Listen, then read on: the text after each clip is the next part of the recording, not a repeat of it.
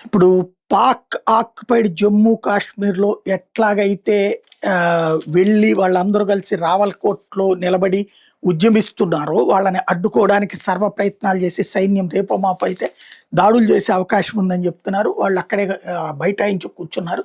"నువ్వు మాకు సబ్సిడీలు ఇవ్వక్కర్లేదు, మమ్మల్ని స్వతంత్రంగా బతకనియ్యి" అంటూ గొడవ గొడవ చేస్తున్నారు.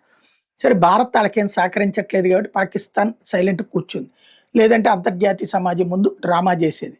ఇప్పుడు వాళ్ళని కొట్టాలన్నా, తిట్టాలన్నా, చంపాలన్నా ఏదైనా చేస్తే అంతర్జాతీయ సమాజం ముందు దోషిగా నిలబడద్దన్న భయంతో ఆగుతోంది. తర్వాత వాళ్ళలో వాళ్ళకి గొడవ పెట్టి ఏమన్నా చేసి రేపు పొద్దున కవర్ చేసే ప్రయత్నం చేస్తుంది. అది కామన్‌గా జరుగుతుంది. ఇదెందుకు చెబుతున్నానంటే ఇప్పుడు నెదర్లాండ్స్‌లో రాడికల్ ముస్లిమ్స్ అందరూ కలిసి ఇప్పుడు హేగ్‌కి ఆహ్, ఏదైతే హెడ్ క్వార్టర్ దగ్గరికి ఇప్పుడు ఈ ఐక్యరాజ్య సమితిది కూడా అక్కడే కదా నడిచేది. అక్కడికి భారీ ర్యాలీగా వెళ్తున్నారు. ఆహ్, తమకి స్వేచ్ఛ కావాలి, అక్కడ ఇస్లామిక్ రాజ్యం కావాలని. ఇదొక మార్చ్ లాగా చేస్తున్నారు. లైక్ నేపాల్ ఉదంతంలాగా. ఏం జరుగుద్దో చూడాలి.